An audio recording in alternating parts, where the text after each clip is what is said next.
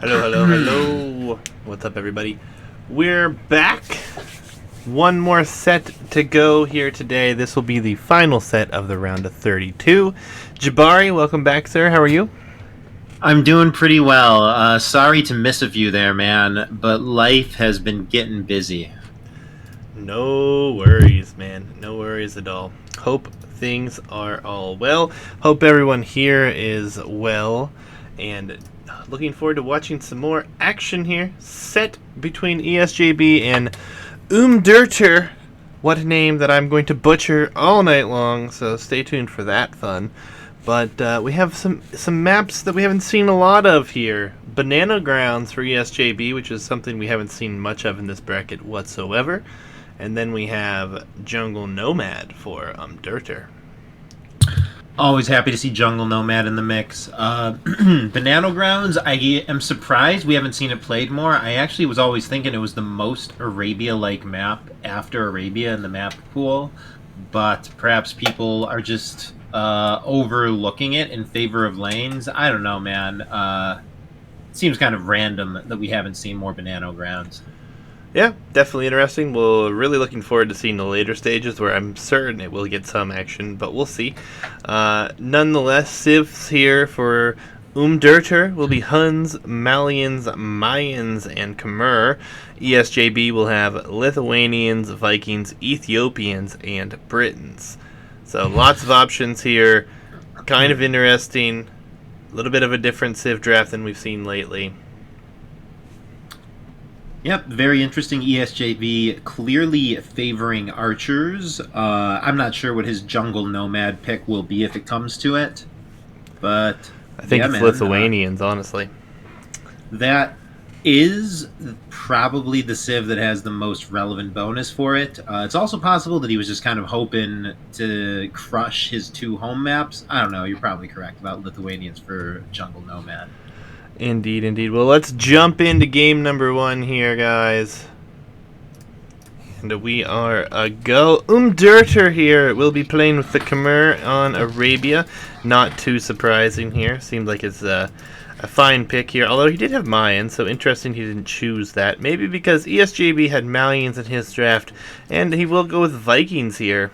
The map here for Esjb is wide open. Oh my goodness. Woodline's nowhere nearby, it feels like, even. Interesting, interesting. On the other side, this map looks lovely. Very, very nice, easy close up here, but no minerals will be within the walls, which is kind of rough. Some comments about the monkey. Umdeuter is already in love with it. Nice, nice. I mean, the monkey is the primary gimmick of this tournament settings. Glad to see that it's well received. I know the higher you get up in level, the more players tend to be like finely tuned to the exact balance of the game and be more sensitive to wacky settings. So it's encouraging to see the monkey being embraced by these high level players. Yeah, it's going to be fun to see how these guys dish it out here. Kind of exciting, though. We are getting into the later stages of the bracket here. We already have a couple round of 16 games that have been casted and played. We already have our first round of 8 matchup, which is exciting. This one was delayed. Nonetheless, exciting that we do have this one here. And this will be the only set tonight, though. No one's turned anything in this last couple days that we haven't casted. So only one today, but let's hope it's a banger. Yeah, I mean, it's nice to get the little short warm-up set before we go to the round of 16. Once we're round of 16, man, that is proper high-level play. Every player there is, like, approximately 1,900 or better, so I really got to get on that Liquipedia page, and we got to start advertising this, because I feel like a lot of people, what they look for when they're looking for Twitch streams and casted games is high-level play. Perhaps we're not the best high-level casters, but I think we got some good games at least. Yeah, definitely going to be fun to see how things progress for this one here. Obviously, lots of big names in this one. We do have at least 4 or 5 2K players that are involved in the tournament.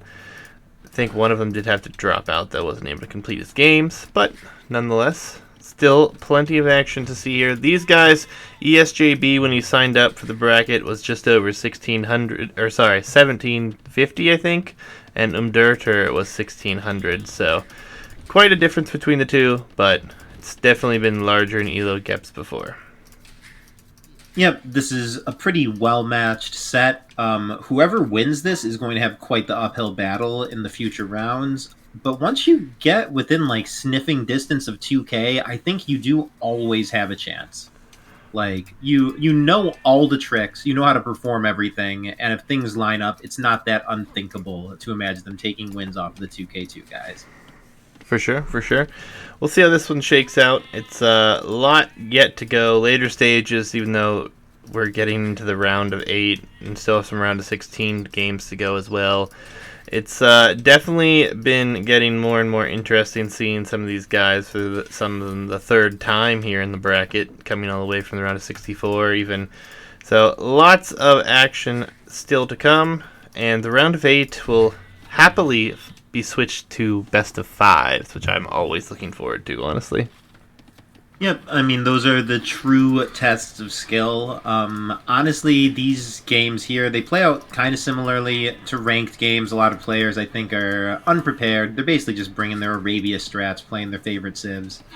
Going to best of 5 definitely adds a whole new dimension with strategy in the civ draft, in the map draft, strategy in which civs you pick once you're drafted. A lot more preparation comes into play. Players are forced to play the wacky maps. It's kind of when the tournament begins, man. These best of 3s are a sort of qualifier almost, in my opinion. As Umdeuter here with the full wood build, man. I guess Khmer can do some wacky stuff. He's probably going to slam a stable. This is the 17 Vil fast scout play, and he's going to hit the age around the exact time Esjb is clicking. So Esjb has a window of vulnerability here, hardcore. Yeah, and I think it's definitely an interesting decision to go into this. We have seen some Khmer builds similar, maybe not this one exactly, but it's definitely going to be interesting to see what damage can be done here. Stable is being rushed with 3 Vils. There will be enough food to produce at least a couple scouts right away, and still a little over a minute left before we have this age come in. The monkey is forward for Umdeuter here, and it looks like he's going to steal some sheep, potentially. She actually lost 2 earlier to a lame. Oh, the low HP Vils out here, though. If Umdeuter sees this, he could kill it. But it's going to be too late now, I think. Yeah, that monkey is at risk here. Oh, look up. No. Sometimes, man, with these high-level players, I wonder if they're teasing. Like, it often looks like they're not seeing things, and then they react at just the last second. I feel like it's almost always calculated. It's definitely interesting. Monkey for Esjb will go down here as well. We'll take some HP off that scout, though. Should see a spear or 2, I imagine, in defense. And ultimately, 1 scout isn't going to be able to do a whole lot of damage here. Second scout, not on the way. It looks like it may have been canceled. Yep, I mean, Umdeuter's build was stressed. He, I think, only pushed 1 deer, maybe 2. He has 1 Vil's worth of idle TC time already. It's possible this is an improvised build, because it seems quite unlikely that he would rush up so quickly just to get a single scout out. But at the same time, the single scout might have the same strategic impact as a proper scout rush, as Esjb has to be preparing for more. It's just not a safe assumption whatsoever that it's a 1 scout rush. Yeah, and he has created some idle time, a few issues here and there. These 3 Vils are still not working, but also forced his opponent into a few spears here, and he is going to continue with the production of those. Behind this, it looks like the farm numbers are down. Some scouts still being created, it looks like, and we will see an archery range coming in behind. I like it. It's different. It's something that probably caught his opponent off guard here, and we'll have to see how he adjusts. I'm digging this, though, for Esjb, though.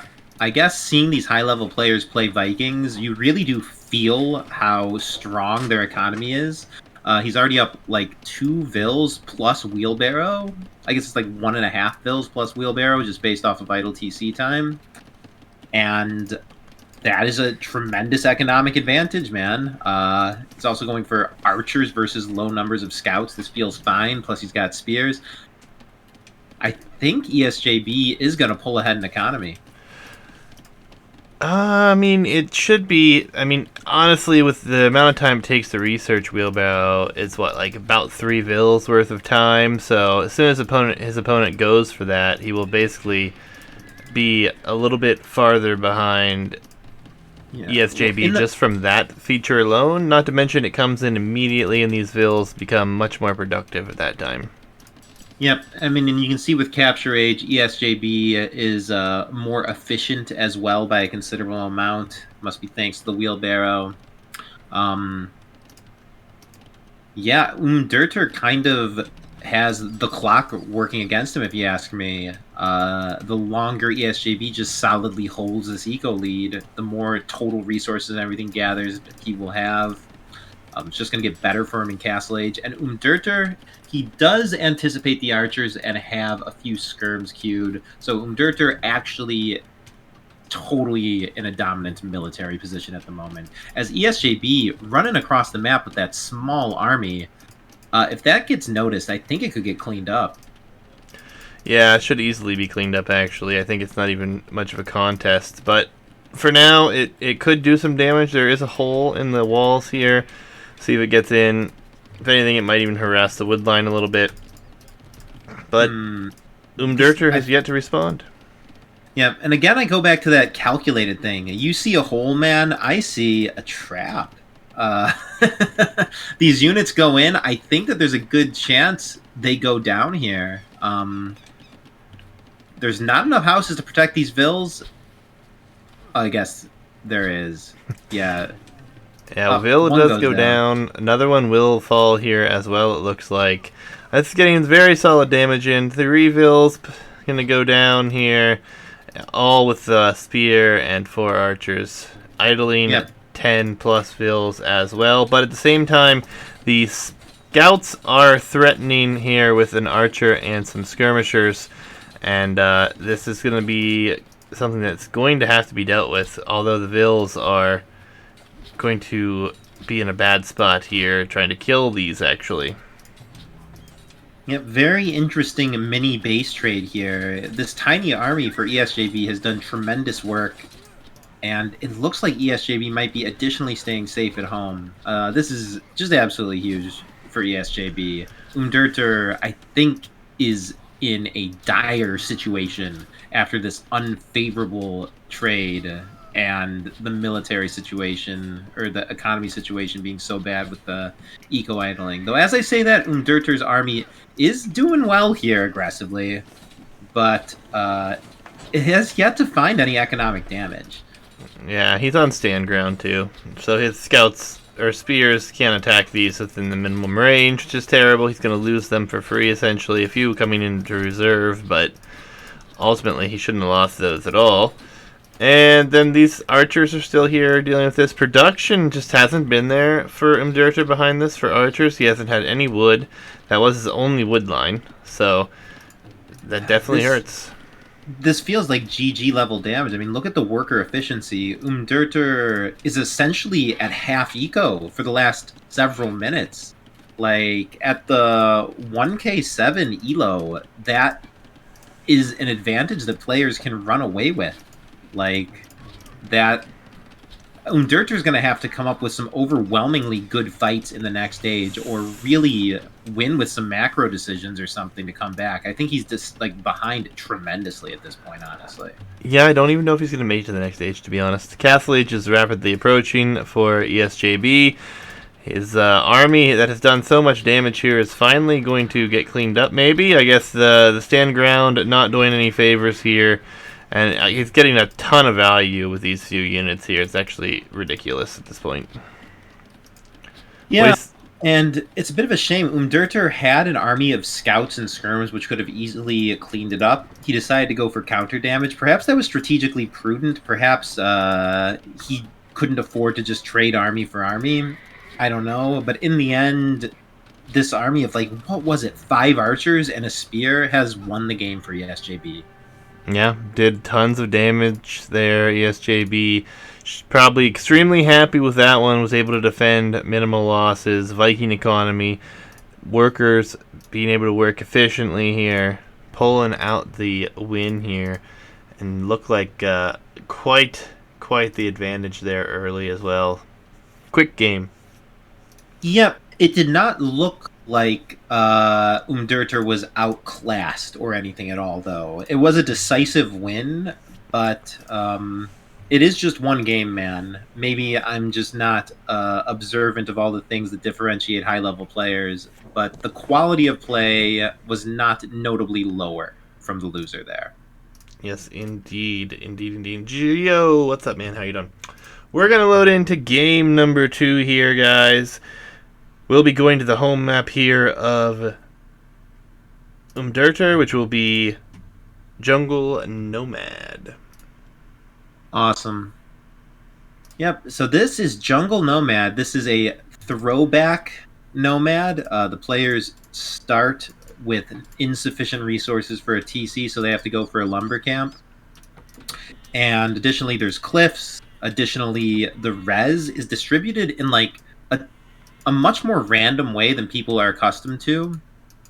There's like no guarantee of even distribution of anything. We've seen it before where like all the golds are clustered in a small area, all the food's clustered in a small area. It seems quite common for players to just get absolutely screwed with their starting food resources. Yeah, it is like a hyper RNG heavy map that results in interesting games. These guys both realizing what the map is at this point. No idea that they were like this. But yeah, this is old school all the way. I love it. Yep. And I do wonder, man, if we should stick with this color scheme as we go into the final rounds of the bracket. I was thinking green is like the third brand color for Banano. While we have this slow start here, perhaps we can discuss it. Do you have any thoughts on maybe yellow and green versus gray and yellow? I mean, try it for a game, maybe. I'm not opposed to doing this, but it is what it is, man. Like, if you want to switch up the colors, I'm fine with that. I think we should try this, man, because when both players go for the same units, unless they're selected, for most unit types, I can't tell the difference. all right, no problem. We'll go with this then. Green here for Umdeuter was the lower seed, I guess, for this one. We'll have to figure that out too. But nonetheless, like you said, a slow start. Umdeuter did drop this lumber camp almost immediately, so his TC will be up faster than the Ethiopian player's TC. Ethiopians, a weird choice here in my opinion. So are Mayans though. Yeah, and it looks like the Mayan player has 0 sheep, and he's slamming his TC in an area with 0 food, and yeah, this is going to be a tremendously rough start. Umdeuter, I hate to see this from the player who's down in the series, but he's just done for. Like, he's going to have to send a Vil out to find sheep. He's going to have idle TC at the start. Like, you just outright cannot have an opening build without free food. Like, you can't go to farms right away. He's going to probably have like 3-4 Vils worth of idle TC time, whereas Esjb should be able to approximately keep up constant Vil production. Yeah, Esjb has a lot more of the map scouted. He does have hunt here. He does have sheep. He's got a lot more scouting as well. So lots of things are going to be all right here for him. Umdeuter, though, man, I don't even know. Like, he's going to have to send Vils to scout, essentially. He should have been doing that earlier. There's no point rushing your TC up just to keep it idle. Perhaps, I mean, I say perhaps, he certainly is not aware of the fact that the resource distribution here is fully random and not regular. Like, on the modern Nomad, you can just kind of do a spiral around your TC and you'll get sheep, boars, deer every time. There's no guarantees here, and Umdeuter is going to feel the pain, man. Yep, it's going to be very rough. He is going to find some sheep here. it looks like he may have turned at the last second, but he should find it before too long. On the other side here, ESJB actually focusing wood instead of food. Guess he needed the wood for a house. Yeah, housed. I mean, Umdeuter, did he get the sheep? Did he? Oh my god! No, he went just about there. This is disappointing. Yeah, it's not looking good for Umdeuter here. He's gonna have to find some food. Ah, here he's found some, but they're fighting over them. Mine. Umdeuter says no. It's not pretty. This is brutal. The difference. Oh my god. I mean, even getting in just one is insufficient.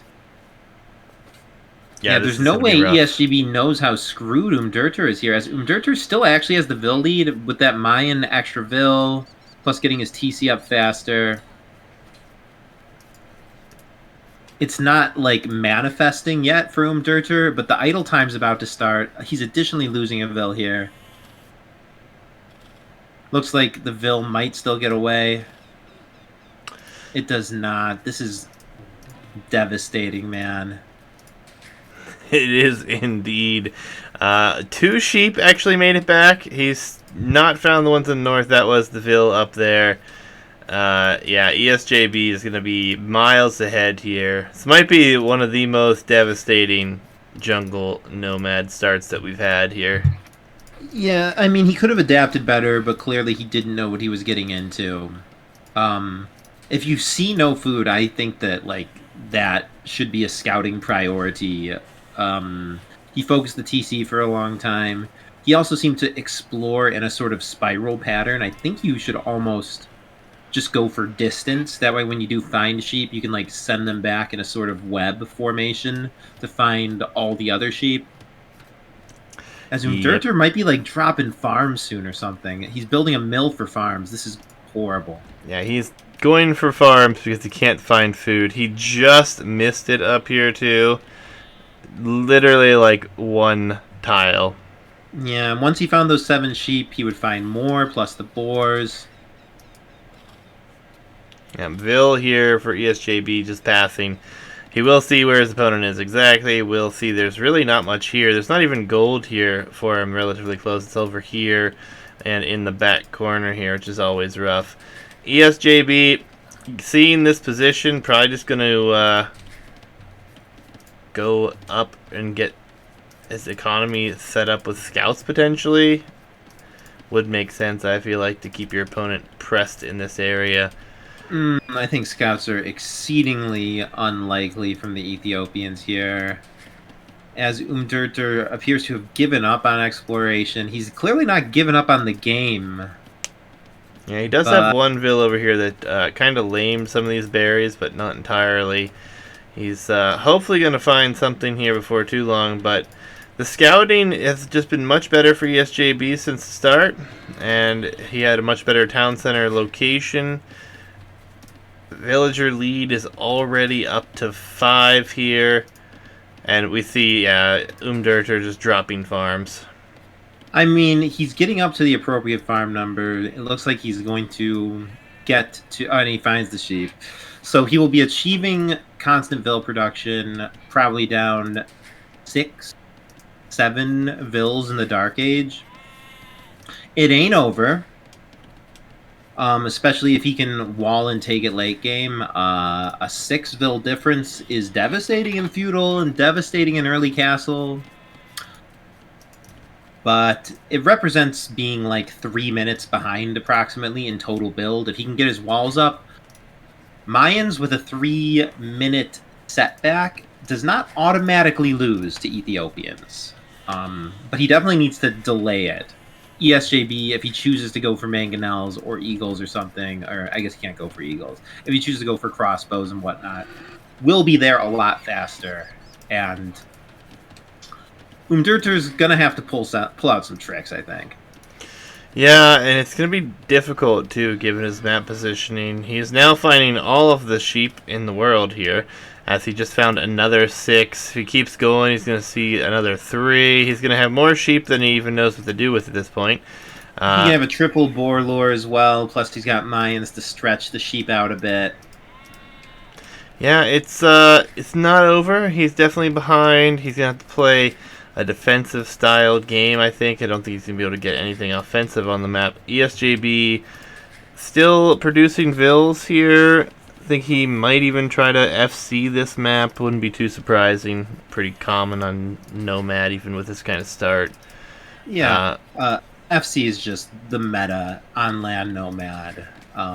Like, there's just always a high probability that feudal play will not be able to find damage. So, and this is good for Umdeuter. He's going to wall up this little area here, use the cliff to his advantage.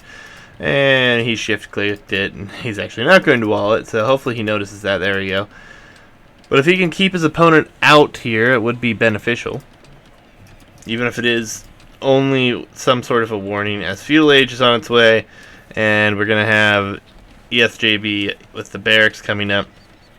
We'll receive some free resources onto the next stage here with Ethiopians. 100 food, 100 gold, I believe it is still, which will be quite helpful in the archer production if he chooses to go for it. Which is probably what we're going to see. He does have one villager on gold. Wouldn't be too surprising to have him shift his economy around a little bit to get better archer numbers. yeah, I would guess he's gonna try to go archers as Ethiopians. It's only natural. I will second guess what I said before, though. It's possible he adds a stable just for a couple scouts or maybe a couple knights in early Castle Age. Definitely, that's not what Ethiopians want to go for in this matchup. Mm-hmm. But a few cavalry units are very useful in the early game for scouting, for denying any exposed res, just anything. Yep, archery range will be the choice, though. He will need to get some more onto gold here, but Castle Age likely coming quickly behind this as he already has the res, simply needs the buildings. These vills will likely drop that next building, I think, down. Will be a blacksmith. He will be on his way to Castle Age here, and he will be ahead by a ton as far as that timing is concerned. Umdeuter has gone to stone, though, with the Mayans likely thinking about getting a castle here for plumes, I guess. Or he's just going to look for like a massive boom, maybe. I dig the plume play. The castle provides excellent defense, which he needs so badly. Plumes are an exceptional, unique unit, man. Yep, he's going for a stone gate behind here. I love it. Yeah, it needs to buy himself as much time as possible to make this some sort of a standable position here. And Ethiopians, man, no joke with these archers. Personally, not a huge fan of the civilization, but they do have fastest firing archers in the game. Cannot complain about that if you're in that position for ESJB, though. But Umdeuter's recovery here is quite good, man. The score is actually tight, so ESJB will not have the advantage of being able to recognize his tremendous lead. He's going to probably play it a little bit more conservatively than he would if he had full knowledge. His forward vill here is seen. If I'm Umdeuter, I fucking task a vill to this to chase it down. It looks like the vill will get away, though. And yeah, I don't think he's too worried about that right now. He's probably worried about his uptime and whatnot, or at least he will be in a minute or 10 seconds when this comes in. Yep, this is scary for Umdeuter.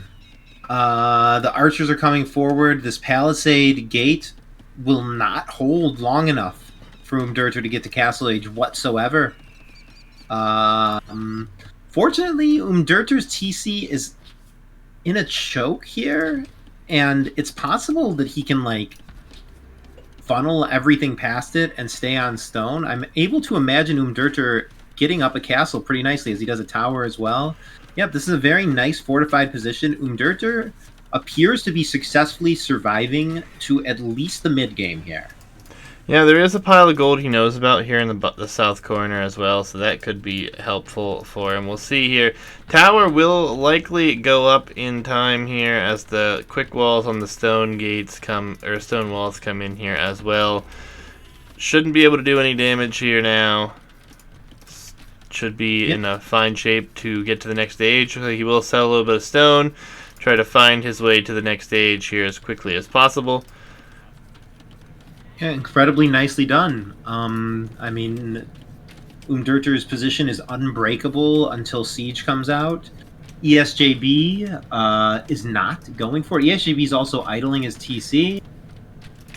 Only on one TC. Umdeuter is going to hit Castle Age, and his Vil deficit will be manageable. And he might be going Plumes versus Crossbow, which is an incredibly favorable matchup. Umdeuter is giving himself a chance, man, after the worst start we've seen any player have on this map all tournament. Yeah, definitely fine to hold for a little while here. He will be onto this gold out back here. It is only 5 tiles, but that is going to be enough for the short term. We'll have to see what he has. If he can advance here, move out from this position at all.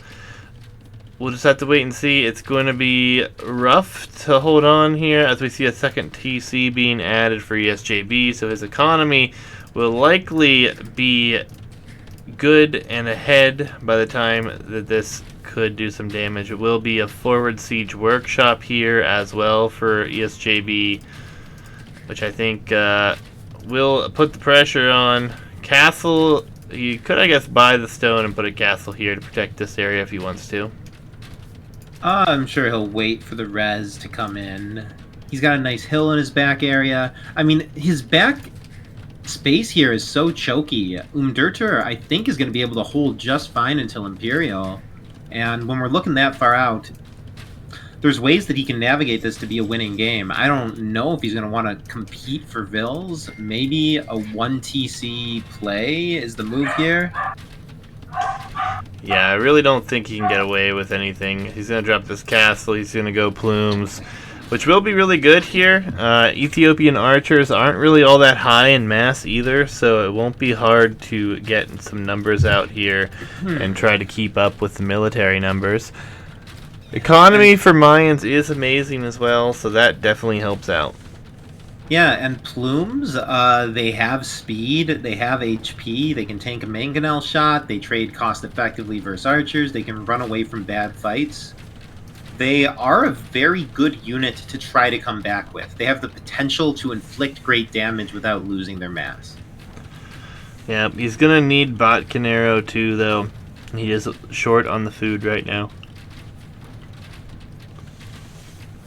Yeah. And Geo says he'd rather a third TC than the Siege Workshop. Esjb does not know his situation. Yeah, with our total vision, I think adding a third TC and just guaranteeing your long-term win with superior economy is correct. But a Mangonel feels okay, man. Yeah, given how unbreakable Umdeuter's position is here, though, the Mangonel isn't achieving too much. Yeah, but he hasn't seen the castle yet. He hasn't seen Plume archers yet, so he's actually sending the Plumes down here. Does have a gate here, so he could go in and do some raiding with these. Would be a good thing for him to get some Vil kills at this point. Yep. And Plumes, man, they're a great unit. I'm trying to think what Esjb's reaction to this might be. Possibly just sticking with Mangonel Crossbow will be the move. But that feels like you're just going for an inferior unit. Perhaps between the score and the click-up timing, Esjb can deduce that he has a huge eco lead. But you can never be totally sure, man. It could come down to, like, scouting and stuff, too, the difference. Yeah, and it's hard to say with this kind of Nomad because you don't know how much scouting your opponent has. You don't know what their situation is. The score is rather telling that Esjb is ahead at this point. But with Plumes on the map, and Plumes potentially going to be able to come in here and do some damage, that villager count could be equalized quickly, but this is noticed right away. Yep, noticed right away. Still gets a pick. This is going to be annoying as hell, man. Yeah, if I were Umdeuter, I would have left a plume chilling around there to just deny the woodline and the farms, but he's choosing to keep him masked up. A reasonable choice. Camping the ranges now, kind of denying reinforcements. And this is looking manageable, man. I mean, Esjb has a much bigger army, a pretty considerable Vil lead, but there's no clear automatic route to victory. I guess a faster imp is what he would like to do, but Umdeuter is getting in his grill here. I bet Esjb is probably more concerned about stopping this raiding than striking a finishing blow. Yeah, and he was certainly concerned about it. He did drop another town center on the stone, so he wants to get a castle, or at least have a castle available going into Imperial Age. These plumes are going to be annoying forever too, and the ESJB will have to respond here. Looks like he is going to get a favorable exchange here, and he'll need many more of those here to keep those numbers down as much as possible. University coming in for Umdeuter here. The plumes run under the town center. Will lose a few of those here. This is good. Umdeuter will know his opponent is on to multiple TCs. He'll know where his opponent's economy is. Should help him out here. See what happens though. Plumes head to the south here, and we are going to see a siege workshop with his university. So this is definitely going to be an interesting position for Umdeuter. I don't know if he can afford too much siege, but if he can add in a mangonel here and there, could be really big. The addition of a mangonel makes it possible for him to take overwhelmingly favorable trades, makes it possible for him to push TCs. The economic difference, though, is just game-winning, I fear. Mayans have been known to win games with low numbers of Vils. I feel like people exaggerate a little bit how capable the Civ is of that. There's some very nice quick walls from Esjb, dooms the original Plume army. Yeah, no bot Canero, Gio's pointing out in chat, which does hurt. The blacksmith actually went down. It has yet to be rebuilt, and I don't know if Umdeuter is going to notice that for a while. He does have more HP on these. It's 50 HP for a plumed archer compared to 35 for the crossbow. All the other statistics are similar, but not having Botkin, he's actually outranged here, and that will not be great. Mangonel is going to come forward here, could get a big shot on the crossbows, but it is noticed. Yeah, and at this level, players, I think, can extremely reliably micro down archers versus single mangonel, as he doesn't even risk that and just goes mango v mango. Umdeuter, with the addition of this castle, I mean, it's really getting difficult to even pretend like there's a world in which Umdeuter wins this. He'd need to get to imp faster. Umdeuter does have the same number of Vils on food. It's possible Umdeuter could get imp faster. Yeah, I don't know. He's faster to Trebs? I don't know if he's going to get there faster. I mean, the economy is so far ahead for Esjb. He's dropping a ton of farms behind this. He could have just bought a ton of food, and he could sell all the stone and honestly be Imperial Age. It's going to be tough here. And there's 34 crossbows that could soon be arbalests on the field. Mobility is nice, but not when you have a death ball of Ethiopian arbalest headed into your direction. Scorpion here behind this for Umdeuter, who is going to balance this eco a little bit. He is getting wheelbarrow, same as Esjb. Horse collar just now coming in for Umdeuter, though.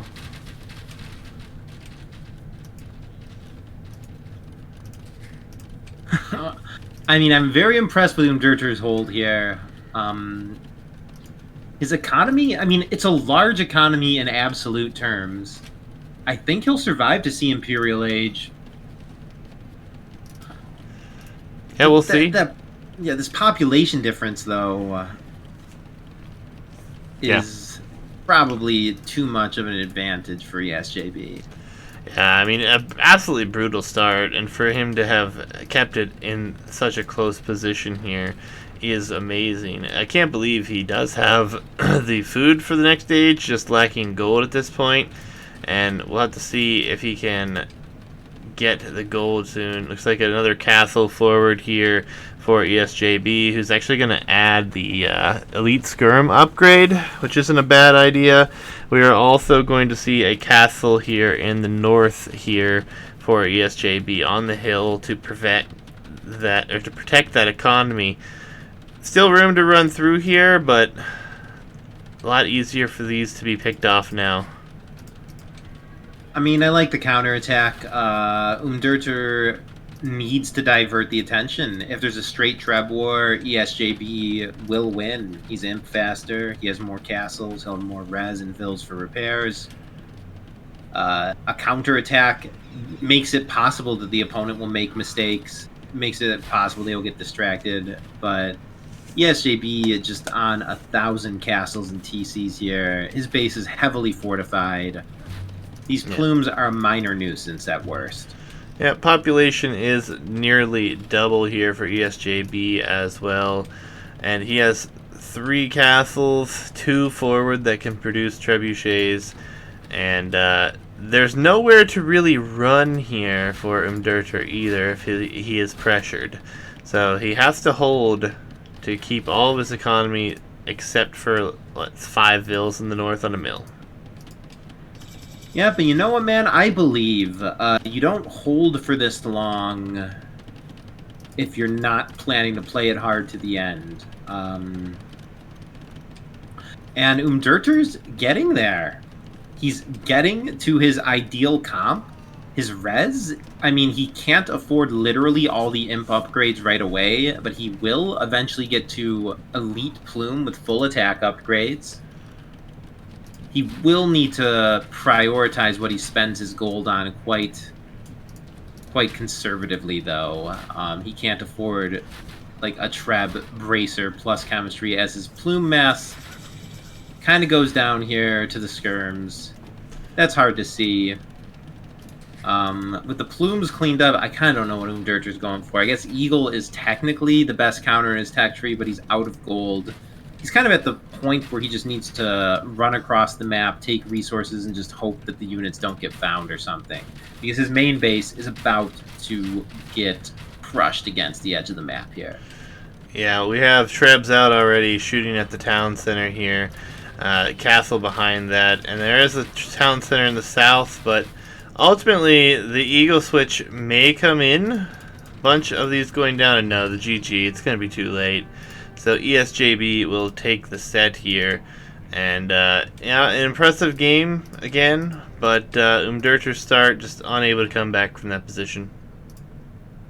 Yep, it's a shame we didn't see a game where both players had more reasonable starts, but this is a somewhat unconventional map pool. Players need to see what's up, they need to be prepared, and neither player was prepared here. It's just by luck that Umdeuter had such a bad spot. Yeah. But yeah, man, GG. Indeed, indeed. GG comes in. Umdeuter will be eliminated here. And we will have ESJB advancing to the next round. I've got to say farewell to Umdeuter, and the only way we do things around here. Then we'll update the bracket. If you do wish to avoid spoilers, there's only a few moments for you to look away after this beautiful farewell.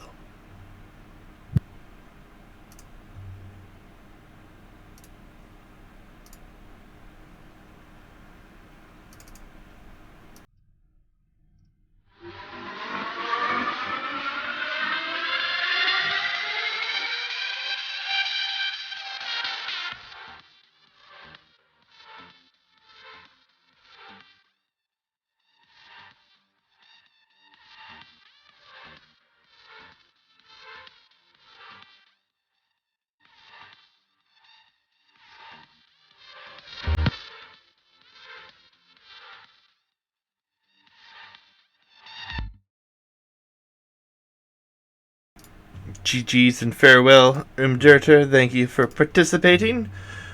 On to the bracket update, guys. Last chance to look away. You've been warned. Round of 32 officially comes to a close. Esjb will advance, and he will face Zama in the round of 16 here. Another update for you guys. Bomos did get an admin win. Cello or TM Cello, however you pronounce his name, is out. So Bomos advances. Will face Gurus Toby Bufus, who also got an admin win. So, a little unfortunate with some of these admin wins, but we will have Kingston versus Xenosaurus, Tom S versus Hyacinth, Freakin' Andy versus Chan Chan, Dr. Cosmonaut versus Dexter, Zama versus Esjb, and Bomos versus Gurus Toby Bufus remaining for this round.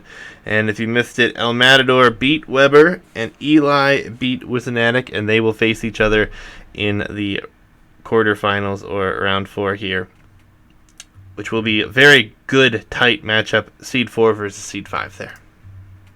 Yep, I mean, every player who's making it to the quarterfinals has beaten multiple high-level opponents. I don't think there will be any bad sets in the closing chapters of this one. Yep, should be a lot of fun. Looking forward to seeing how things work out, guys. Thank you for joining us again this evening. Hope you guys enjoyed. We'll have plenty more games to cast coming up here in the near future. But that's going to do it for us tonight. Jabari, anything to say in closing? Not good to be back in the swing of things. Thank you very much for everybody who's checking this live or checking the rack at any point. Yeah, more Banano to come, guys. And you know what? If there are any high-level casters out there who are interested in casting the sets themselves, or possibly taking my spot as the co-caster, please check out the Discord, get in touch, because we're just trying to put on the best show we can here, you know, man. Indeed, indeed. GG's, guys. We'll catch you soon. Have a good night. See ya.